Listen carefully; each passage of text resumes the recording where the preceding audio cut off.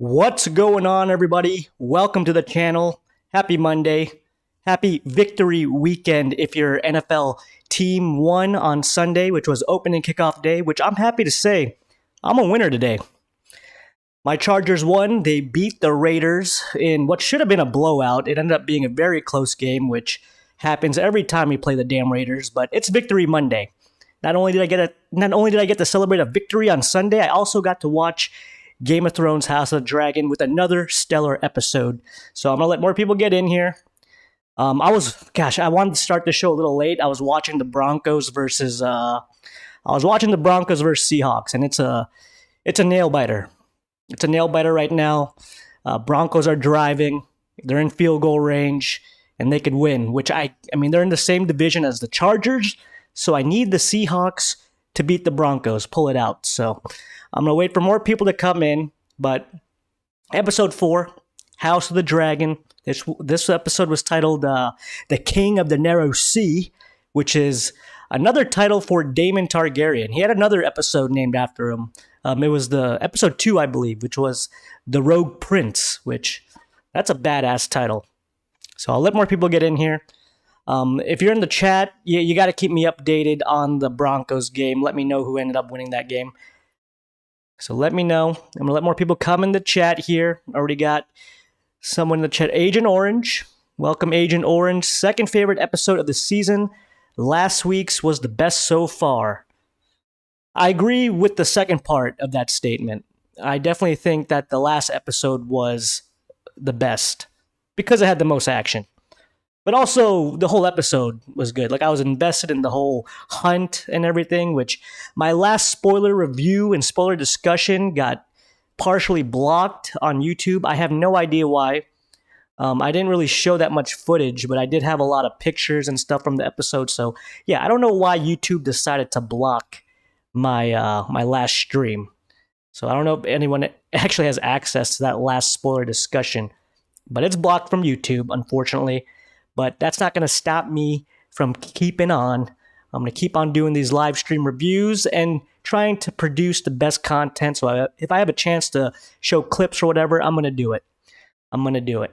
But in terms of your comment, Agent Orange, so last week's episode was definitely my favorite. My second favorite episode of the season so far. We're 4 episodes in.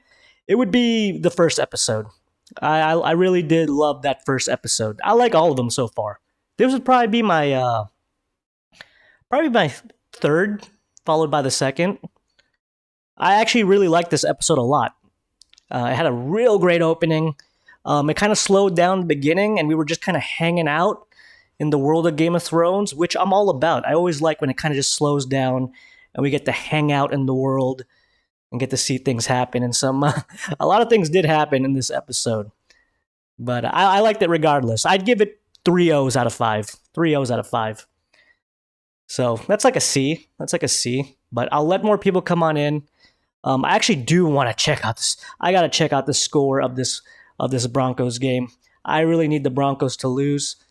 I really need them to lose. That way, Chargers have a big game. I hate to bring it back to football, but the Chargers have an early week. We got to play the Chiefs on Thursday Night Football. So anything that could help us. Hopefully the Broncos lose. Let's see the score here. Broncos are driving. It's 4th and 5th at the Seattle 46. So it looks like they're going to lose. Unless they kick a huge field goal. So I'm hoping they lose. All right, back to Game of Thrones. I'll let more people get in here until we get into spoilers of Episode 4, The King of the Narrow Sea. So yeah, a lot of things I wanted to talk about this weekend. A lot of things happened this weekend. A lot of things between sports, entertainment. You had the whole D23, the Disney convention. They showed a lot of things that I'd like to talk about, even though I'm kind of checked out of Disney and Marvel. There was a few Star Wars things I did find interesting. But yeah, we'll wait for a few more people to come on in. Then we'll talk spoilers for episode 4, which I really liked. And I just like the performances. I'm really digging the performances so far. And rumor is that by episode 6, we're not getting rid of, but they're switching the actresses and actors for all the young roles, like young Rhaenyra, young Alicent, they're going to be switched to older actresses, which is kind of a bummer because I'm really growing attached to these actresses and actors, well, mostly actresses, because who else are they going to replace? Like maybe the young Lena and maybe Laenor. But Rhaenyra, that actress is really coming into her own along with Alicent. It's just going to be really weird watching two different actresses play these characters, especially the stellar job that they've been doing. They're coming into their own, and the story's so interesting. It's gonna suck once we get. I don't know if it's gonna suck, but it's gonna change the pace when these actresses eventually do get replaced. Which, man, I'm not looking forward to that, but it's gonna happen. It's gonna happen. Agent Orange says, "I don't want to see different actresses for Rhaenyra and Alicent." Nope. I'm just, like I said, yeah, they're killing it, and like I said, I'm growing really attached to these actresses. They're doing a real good job, especially now that the tension's building up, especially after this episode, after the end of this episode. So yeah, I do not want to see them get replaced. But I'm gonna do one more. I'm sorry to delay the spoiler talk. I just got to check on the score one more time to see if the Broncos pulled it off. Oh, okay. So Denver still has they still have the ball on their 47. So a field goal is doable with 15 seconds left. Man, this is a nail biter. I shouldn't have maybe delayed the stream a little bit because, man, when football is on, you just forget how much you love football, American football, that is. Football in general, no matter where you live. I know football is the most popular sport in the world, but man, nothing like American gridiron, baby. So let me just refresh this and see what happens here. Okay, we're still stuck. Okay, so they're trying to figure out what to do. They're probably going to kick a field goal. But on to the episode. We got to get on to the episode. Okay, I'm not going to delay anything more. I got my Lannister shirt in honor of what went down in this episode. Look at that Lannister shirt. It's my favorite gym shirt. It's a Lannister always finishes his set. A Lannister always finishes their set, which is a play on words because, the typical Lannister saying is a Lannister always pays his debt. So a play on words there, but I like this shirt. Got the Lannister drip in honor of what happened today. Shout out to Jaime Lannister and Cersei Lannister. But let's just get into it. Let's get into what happened in the beginning. And like I said, this was a great episode. Another good episode. Like, usually, like, the worst episode of Game of Thrones is still above, like, an average episode of anything else out there. I will say that. And that goes for the House of Dragons. Like, I'm so invested in this show so far, but I love the whole beginning of this episode. We follow Rhaenyra from the previous episode where Viserys gave her the choice to marry whoever she wants. Look, I'm not going to pick your suitor. I'll let you pick.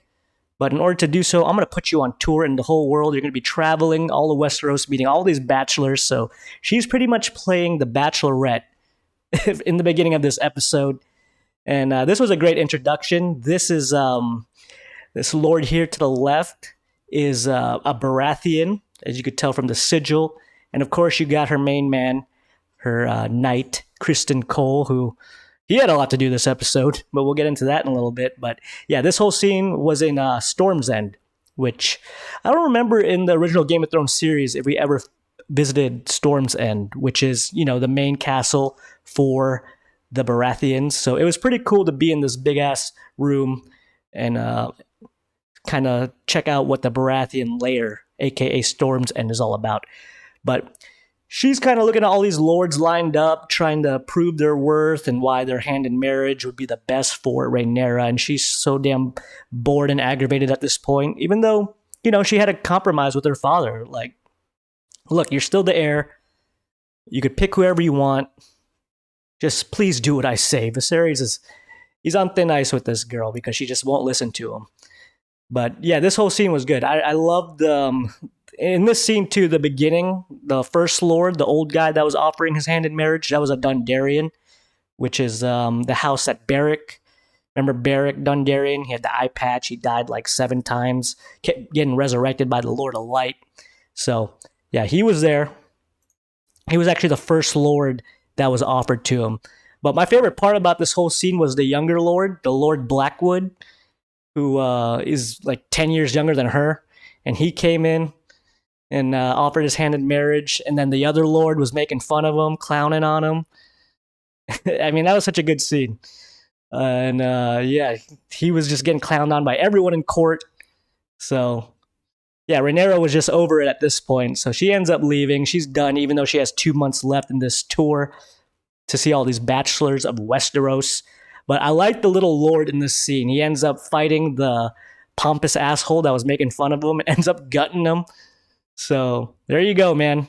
Size doesn't matter. As a wise man once said, size doesn't matter if you're flat on your back.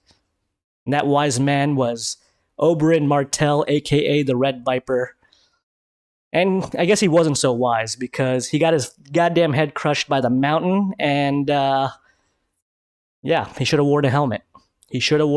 But I like this whole beginning of this scene. Got more people in the chat. Irish Blessing. Nevrock, go Bucks. Go Bucks. Hey, man. Victory Monday.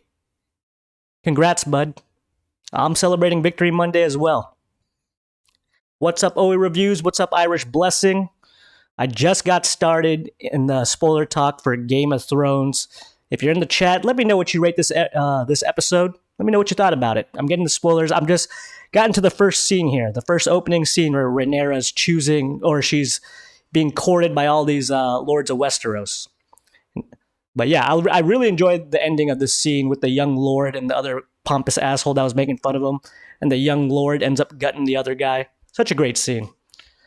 And then this scene is followed up with her returning back to King's Landing, where she's greeted by Daemon Targaryen. He comes in on Caraxes, hits her boat, and yeah, man, Rhaenyra in this episode. I mean, right off the get-go, she was pretty damn excited to see her uncle. Because I think it's been 4 years since their last encounter at Dragonstone, if I believe. So she was really happy to see Daemon Targaryen in this episode.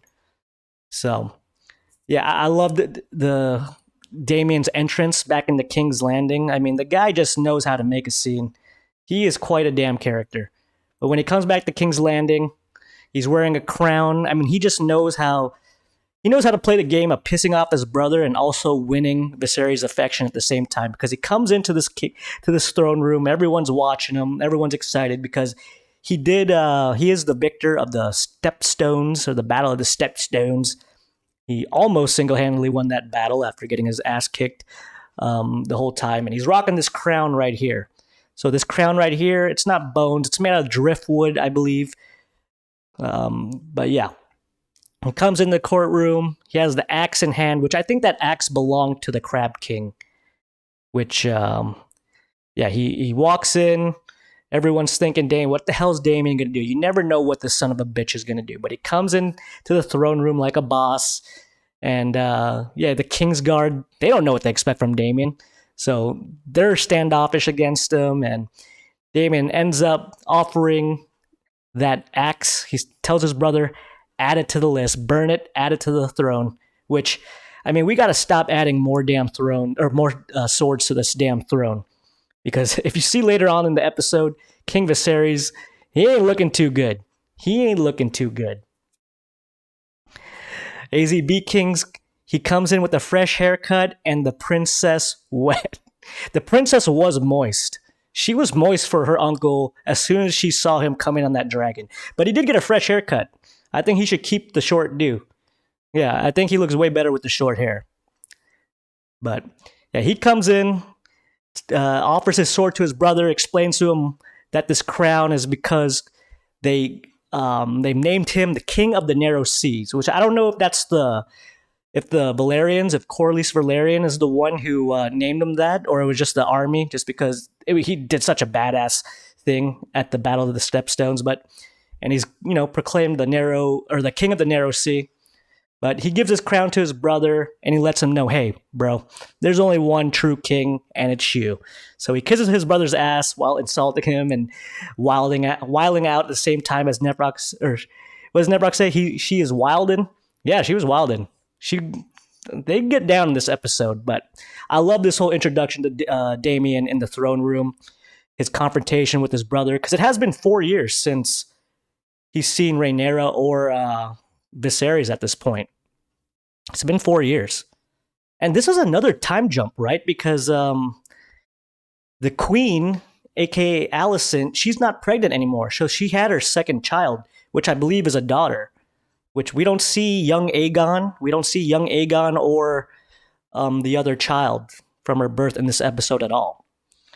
But yeah, this was a good scene, and I loved how they made up. You could tell Viserys was so happy that Daemon came back. He gives him a big hug.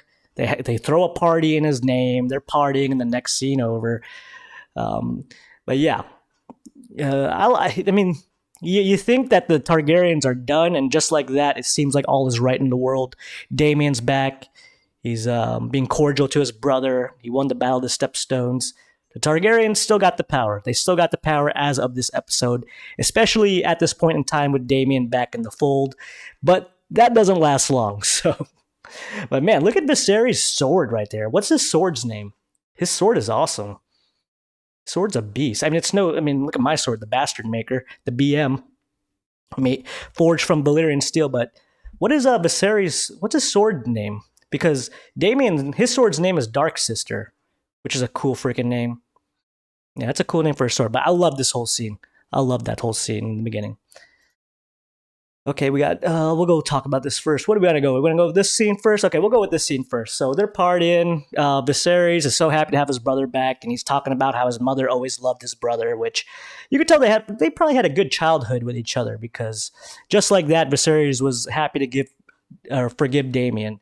But I like this scene right here with, I think this scene actually came later, but the first scene that Rhaenyra and Alicent had, I liked their confrontation and how, like, Alicent in this episode, I think she's getting really tired of all the bullshit. I mean, she's being used and abused, and Rhaenyra made a comment like, I wouldn't want to be a prisoner just locked in a castle making babies, which unknowingly she insulted Alicent, because that's exactly what's happening to Alicent so far in this series. She has no choice but to sit in the castle and just, take it from Viserys and make babies. That's all she's been doing this season. So to hear Rhaenyra complain about this, while Rhaenyra gets to choose whoever she wants to marry, and while she gets to travel all of Westeros, which is, in the first episode, that's what they wanted to do together. You remember?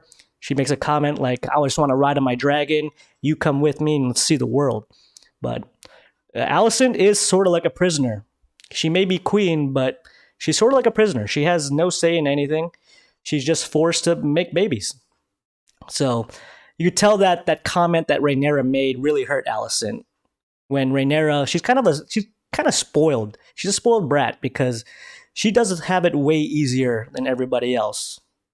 Because her dad is bending all the rules for her.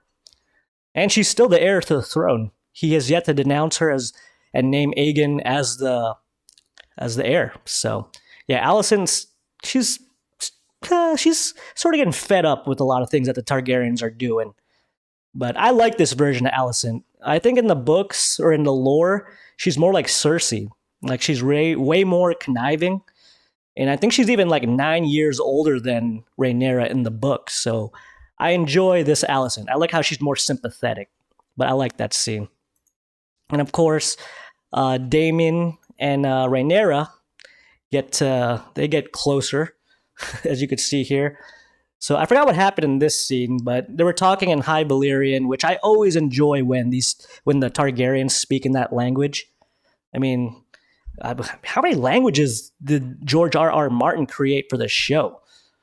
Because you got the Dothraki, they speak a whole new language. I think, who else? The Dornish have their own language, and then of course you got the High Valyrian that they speak a lot because of these two characters here. So yeah, I always like when the Targaryens speak in their native tongue, aka High Valyrian. But yeah, what happened in this scene? I forgot what they were talking about, but yeah, Damien's got a power play here, because he knows they're not going to let him be king, and his next best option is her.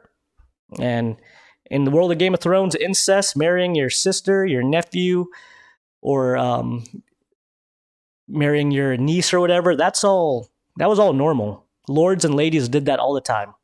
That was no big deal. So, yeah, it gets even weirder in the episode later on.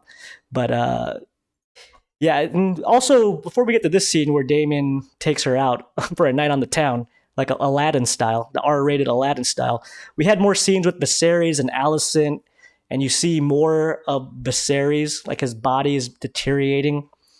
He has spots all over his body. His conditioning's getting worse and worse by the day. And Alicent is by his side. Like when he's hurting, she's still helping him out. She's still helping him out with his wounds and everything. But yeah, he's hurting. But I'm trying to see if there was any other scenes that I forgot up until we got to this point. But let's take a break, look at the chat. Nevrock says they need to introduce some hot female characters. And Rhaenyra, she's a pretty girl. And that's not bad to say because I did check out her age on Google. And the actresses that play Rhaenyra and Alicent, they're actually like over 20. They're like 21, 22 or whatever. So, and they're attractive young ladies, but I mean, we did get a lot of we got a lot of tits and ass in this episode when they go to the brothel. So, yeah. So we got a lot of that. Let's see here in the chat. Black says, "How will things change with a new king being crowned in the UK?" Oh yeah, forgot about the Queen, right? The Queen's gone. I don't know how things will work. I mean, I assume things will be the exact same as they were the whole damn time. I mean, that's what I assume. Prince Charles, yeah, got a new king. The king lives. Long live the king. King Charles. Yeah, honestly, I don't give a damn. I'm an American. All right. They could do whatever they want over there in the UK. I don't really give a damn.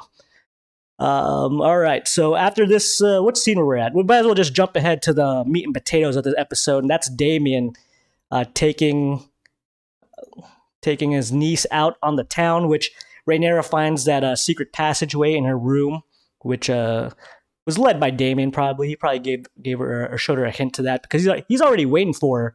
So she dresses up like a boy, and she disguises herself, and they're out on the streets, which is the Silk. What's the street? I forgot what the alleyway was called, where all this debauchery and sin happens, which honestly looks like a good time.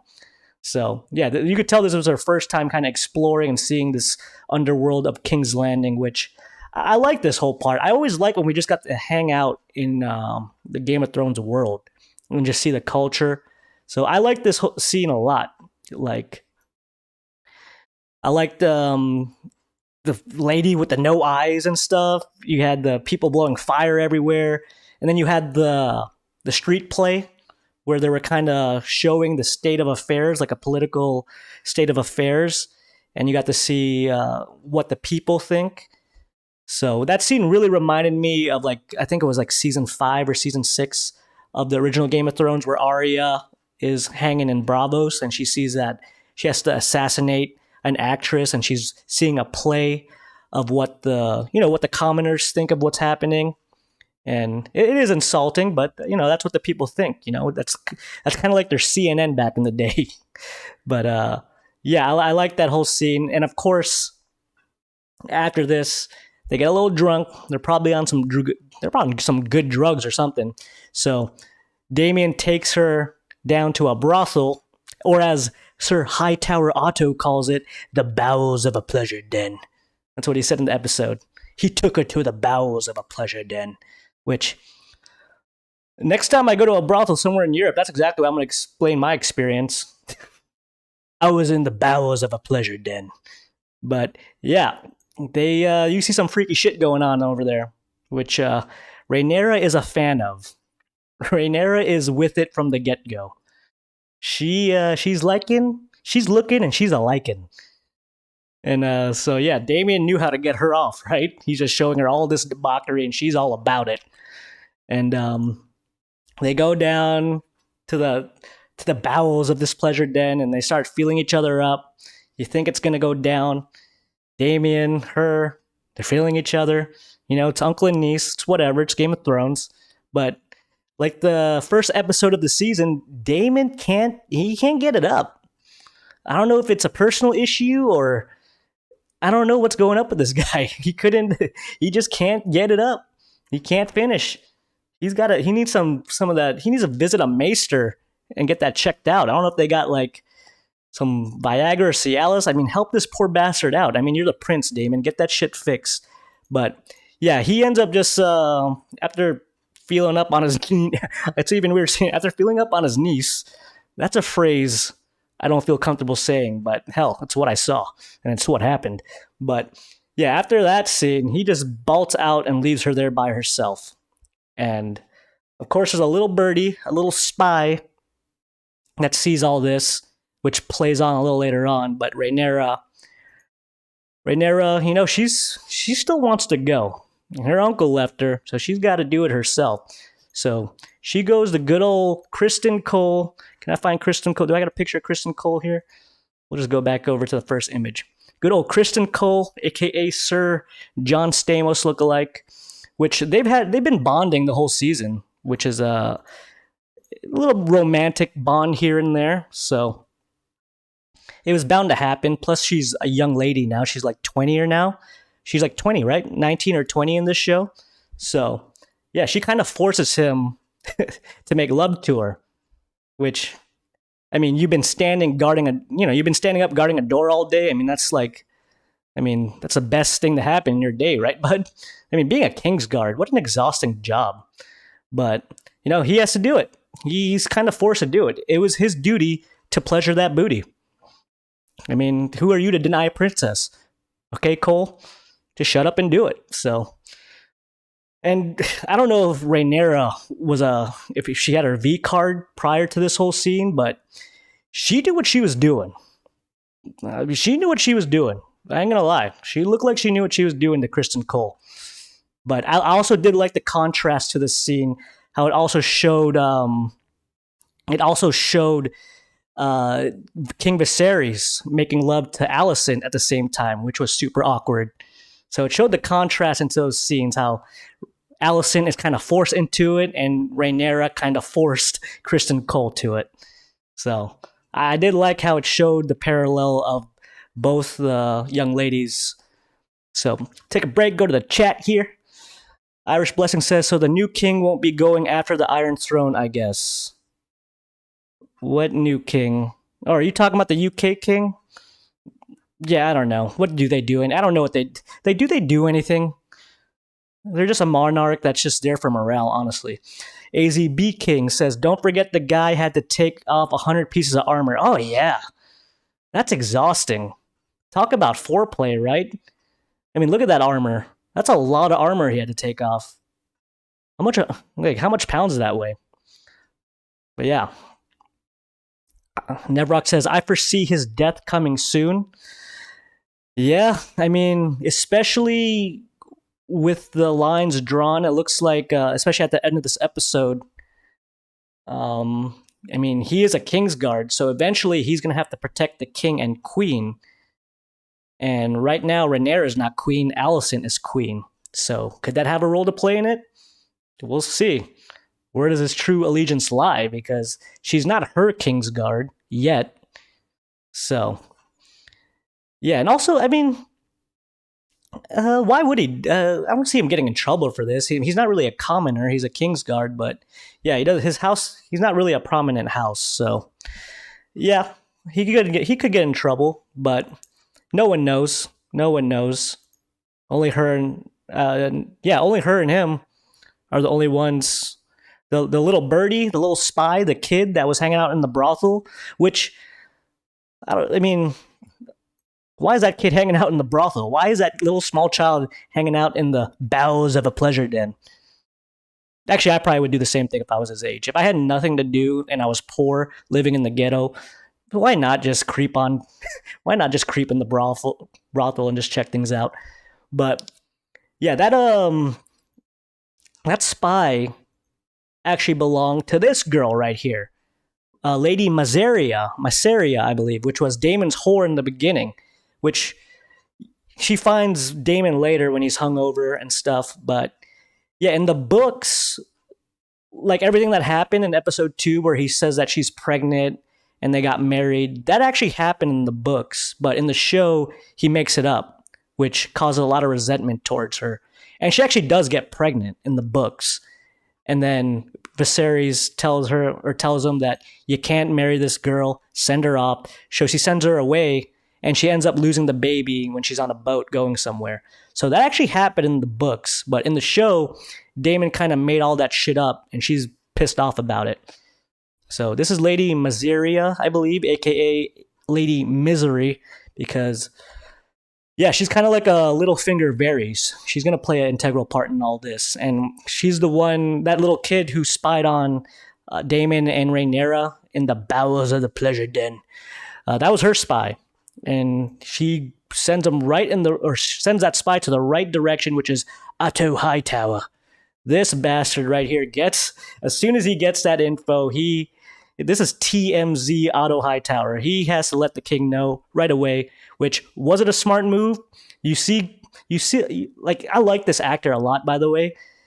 He doesn't show too much emotion. He just has like subtle, like facial reactions where you can kind of tell what he's thinking. And he's a little apprehensive in telling the king this information because he knows it's going to cause a big rift, because this is the equivalent of like a sex tape getting out.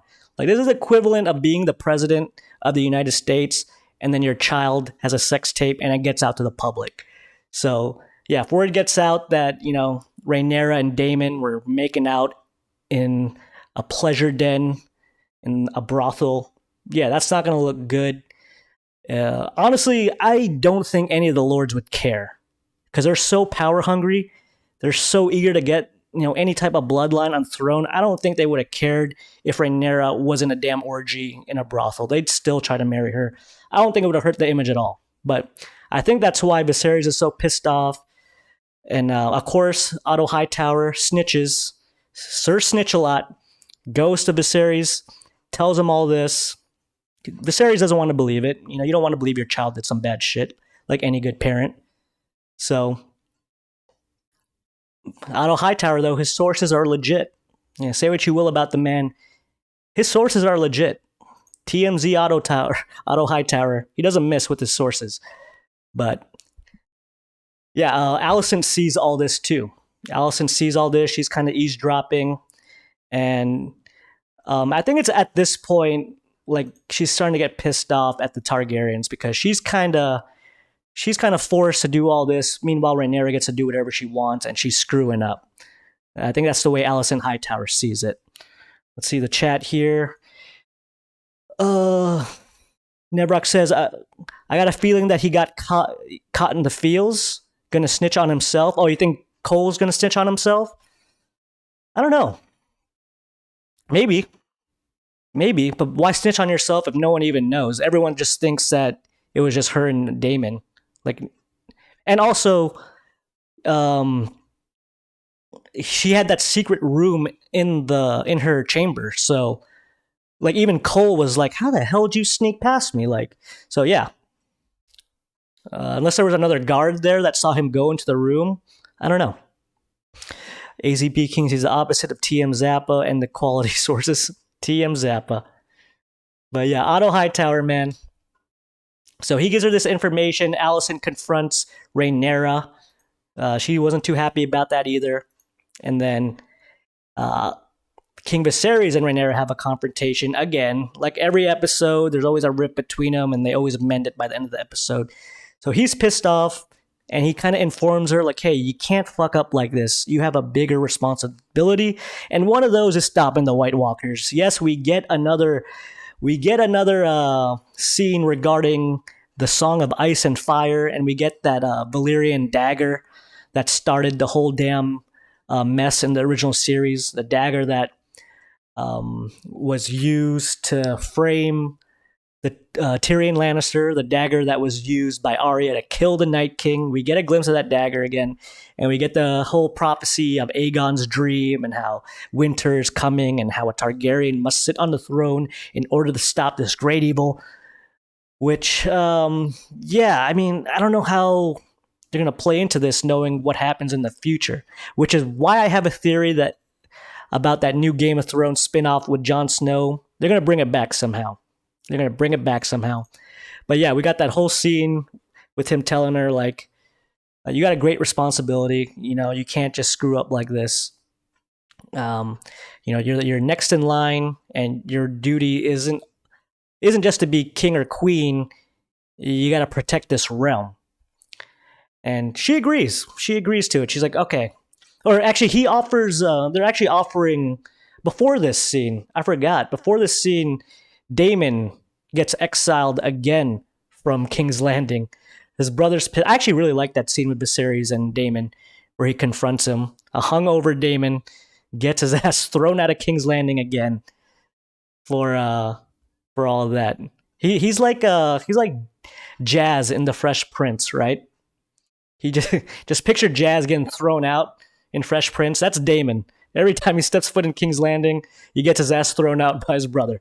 But yeah, so Damon's out again, and he offers to marry Rhaenyra to his brother, but since he's such a fuck up, Viserys denies that request because also he's married to his Lady of the Vale, aka the Bronze Bitch, as he calls his wife. Which I wonder if we're gonna see what Damon's wife is like, because he hates he hates her so much.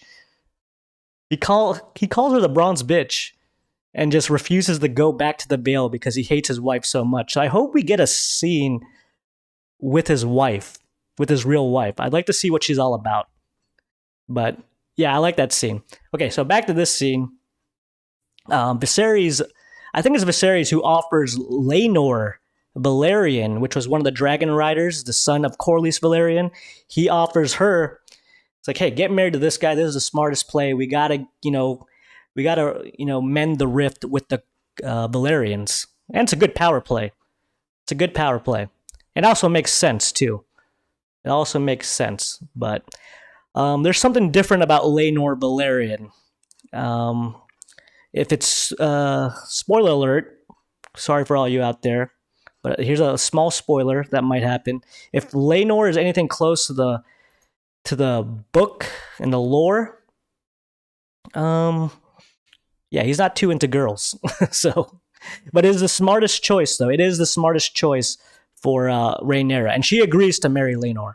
She agrees to marry Laenor out of one condition, and that is fire Otto Hightower's ass. You know, he's been causing rifts. He's been snitching. Obviously, his ambition has gotten in the way of his duties. And Viserys, he's not dumb. He actually knows all this. He just doesn't want to, get rid of. He doesn't want to get rid of Otto Hightower, because Otto Hightower, as they say in the show, he's been the hand of the king for 3 kings, including his predecessor. So, and he even says, like, Otto Hightower, you taught me how to be king, but his ambition has just got in the way of his duties, and he can't have him on any longer, especially with the way he's kind of been snitching on his family, kind of been demonizing Daemon from the start, and now he's bringing this information about Rhaenyra and Daemon. So yeah, was it the smart move to do it like this? I don't know, but I loved Otto Hightower, his reaction to this scene. He's still stoic. But you see, like, in his face, like, he knows he messed up. Like, oh shit, I shouldn't have. Oh, I overstepped. Like, he knew he overstepped. But I also like Viserys. Like, Viserys wasn't oblivious to all this. He knows that he hooked him up with her daughter to get closer to the throne, to get a grandson on the throne. And he knows that Otto Hightower is going to do whatever it takes to make sure Aegon, his grandson, is going to take the throne over Rhaenyra, which Viserys still hasn't. He hasn't denounced it yet. Rhaenyra's still next in line. So the best bet to do is to fire Otto Hightower. Takes the hand of the pin right off his chest and fires him. You fired. Otto Hightower, you fired. So, yeah, I mean, I'm curious to see how Alicent takes this news. I really can't wait to see the rift that's going to happen.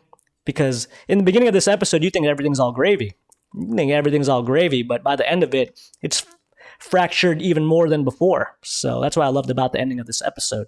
And of course, at the very end of the episode, we have the Maester show up to Rhaenyra's chambers and offer her Plan B. She gets Plan B, just in case she got pregnant. Abort that baby and let's get on with it. So, and it kind of like just cuts. Like, does she do it? Does she not do it? Which she probably does do it, because she didn't have sex with Daemon. She had sex with Criston Cole, who's, even though he's a Kingsguard, he's still kind of a commoner. So she, I bet she takes it. So, yeah, that ending of that episode, man, some big moves happen. I think the next in line for the Hand of the King is going to be one of the Strongs, like the other guy, like the chubbier guy that always gives him good advice. We didn't see him this episode, but I think he's going to be the Hand of the King after Otto Hightower, which I like that guy. He always gives good advice. The Strongs. And what else? Yeah, I think that's about it, right? The biggest thing that happened was the last 30 minutes, or like the last 20 minutes, especially with the firing of Otto Hightower. What's going to happen to Alicent? How she's going to take that? Because everything she's been doing was for her father and for her house up until this point. And now she's kind of going to be by herself. So we'll see how she takes that. And next episode, I think we're going to have another time jump, and it's going to go to the wedding of Laenor and Rhaenyra. I think that's what's going to happen. So, yeah, and this is also, I said in the beginning of this show, we got one more episode with the actresses that play Alicent and Rhaenyra. And I'm not ready to see them go, man. These actresses are really coming into their own. So are their characters. It's going to be so strange to see different actresses replace them. I wonder why. Maybe the producers and the showrunners thought that the show was going to be wrapped up a lot sooner. So they're like, all right, well, let's get them to be adults. Let's just get it going. Because, yeah, if maybe they didn't have faith that House of the Dragon would have been such a hit that, that's why there's all these time jumps. But because you could have easily made like Rhaenyra and Alicent look a little older, especially if they're filming like another season, which just got renewed. So yeah, it's gonna, like, after next episode, yeah, it's gonna be weird seeing other actresses play these characters. I'm growing attached to them. I like them a lot, especially Rhaenyra. She's really good. Like, she's a really good actress. She's coming to her own. It's gonna be sad to see them go. So hopefully the older actresses that replace them keep it going. We'll see. But it is gonna be strange when two of the main characters that we are focused on are just completely replaced by different actresses. I don't know. But, all right, let's go to the comment section here. Maybe they go back and forth. That's what some people think, that they're going to go back and forth with the flashbacks. But I don't know if I want to see flashbacks. Like, Game of Thrones didn't rely on flashbacks at all. Like, the only times we got flashbacks in Game of Thrones was with Bran, was with the three-eyed raven. That's really the only time we got flashbacks. It kind of ruins, like, I like how everything's present and everything that explained is kind of through conversation. So it's more immersive. Like, that's what I like about Game of Thrones, is that you learn the history through what the characters are saying. And something about that just feels way more immersive and organic. But yeah, honestly, I wouldn't mind seeing flashbacks for how much I like the two actresses playing Alicent and Rhaenyra. So maybe they do go back and forth. And I think they might, and especially in season 2. Maybe not in this season, but I think because these actresses are doing such a great job, and a lot of fans are growing attached to them, that they might bring them back and be like, hey, we're gonna film some scenes with you guys just to satisfy the fans. So yeah, next episode I think is going to be the marriage of Laenor and Rhaenyra, which also, there's a new preview for Game of Thrones season 4. We might as well check it out. You guys could check it out with me. Or not season 4, episode 5, I mean. There's a new preview for House of Dragons episode 5. Let's start it up. Let me find the preview for episode 5 and watch it together. I don't care if YouTube copyrights this video, okay? They probably will. I don't give a damn. All right, they copyright everything I do, even though I do my best to edit it out, all the stuff and minimize audio. They keep doing it, and you know what? I'm sick and tired of it, and it ain't gonna hold me back any longer. Let's watch this trailer, damn it. Okay, so you got all the ships. Yeah, so it is the marriage. A royal wedding. Royal wedding. I hope to herald in a second age of dragons. Yeah, Laenor the Dragon Rider too. His dragon's name is Sea Smoke. That's a cool name for his dragon. Frickin' Lannisters, baby.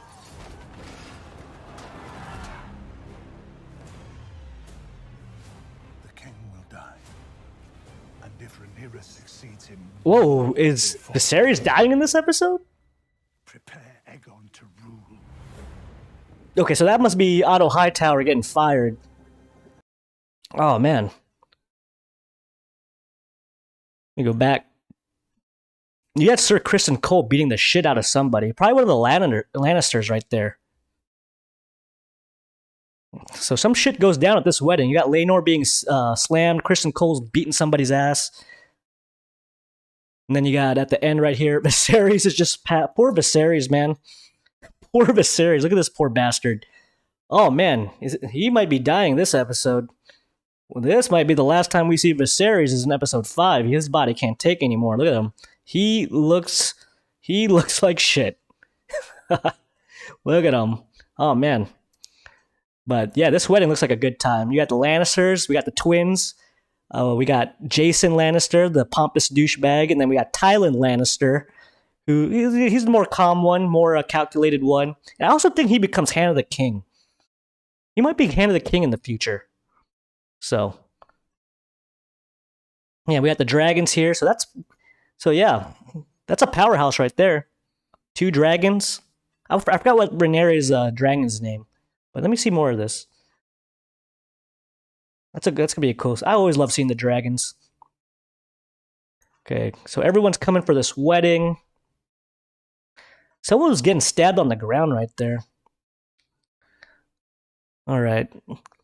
I want to see the end right here. The ending right of this preview here is Otto Hightower leaving because he got fired. He lost his job. And so, oh yeah, this whole burden is going to be dropped on Alicent now. So, yeah, she's going to feel like she's trapped, right? Because she's going to be the only one. I mean, the Otto Hightower, he's the Lord of Oldtown, which is where all the Maesters study. So I think the Maester is also his brother. So yeah, I forget, but yeah, poor Rhaenyra, man. She's gonna, as if she wasn't stressed enough, now she has her father leaving, who was kind of the mastermind of everything she did. But yeah, next episode's gonna be crazy, and yeah, we in this season we started with the fractions and the rifts and everything. But once Viserys gone, that's when the shit gets real. Whenever Viserys dies, which it looks like it could be episode 5, that's when the realm is in trouble. And you hate to see it. You hate to see it. But shit, man. I don't want to see Viserys go either. I like the actor that plays him. I like Viserys. But I will say, once Viserys is gone, that's when the real shit goes down. So he needs to go. He needs to go. But all right, what are we clocking in at? What's this? What are we clocking in at? And also, anyone in the chat, can you guys let me know who won that Broncos Seahawks game? I think the Seahawks won because Broncos had like 11 seconds left last time I checked, and they were like on the 40-yard line. But yeah, that's everything I wanted to get discuss with this new episode. Like I said, I'm liking it a lot, man. I dig it. I can't wait for next week's episode. Because it also may be the last episode with young Rhaenyra and young Alicent. And it's going to suck to see them replaced, but next episode looks like they're going to go out with a bang. That wedding looks like a lot of shit's going to happen. I mean, when has there ever been like a peaceful wedding in Game of Thrones? Right? You had the Red Wedding, the red wedding where the Starks were slaughtered. You had the purple wedding when Joffrey was poisoned, and then what other wedding? Oh, I guess Tommen and Marjorie's wedding was good. Never actually Seahawks won. Oh, thank God. I needed the Seahawks to win. Both teams suck. I agree. Thank God the Broncos lost. I needed them to lose. That makes me happy. That makes me even more happy. But yeah, anyone in the comment section want to say anything before I close this stream out? Because I think I talked about everything I wanted to in this spoiler discussion of episode 4, The King of the Narrow Sea. Another good episode. I gave it 3 O's out of 5. Actually, I almost want to give it more just talking about it. Just because I really liked the beginning and the ending of episode 4. I really enjoyed it. Like, I like the story. I love the story and how things are playing out. And how, like, it feels more Game of Thrones-ish. Like, I don't know. Like, you're starting to see, like, where the outlines of the plot and each character's ambition. And it just feels more Game of Thrones-ish. Especially with everything that's about to happen in the next episode and beyond. Especially when Viserys dies. So, alright everyone, I'm going to wrap up the stream. Thank you all for joining, everyone participating in the chat.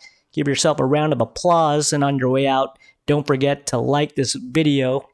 Subscribe to my channel as well, so you could see more videos from me. And yeah, that's everything. That's the show, everyone. So y'all have a good night. Have a good start to your week. Probably will do another live show sometime this week or produce some more videos. I got to review Cobra Kai season 5. I'm on the last episode, and I'm loving it. Do I like it better than last season? I don't know, but I'm having a damn good time.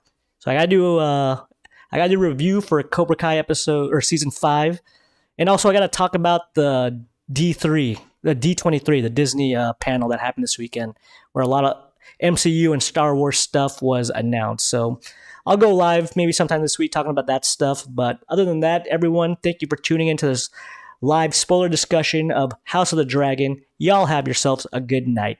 See ya.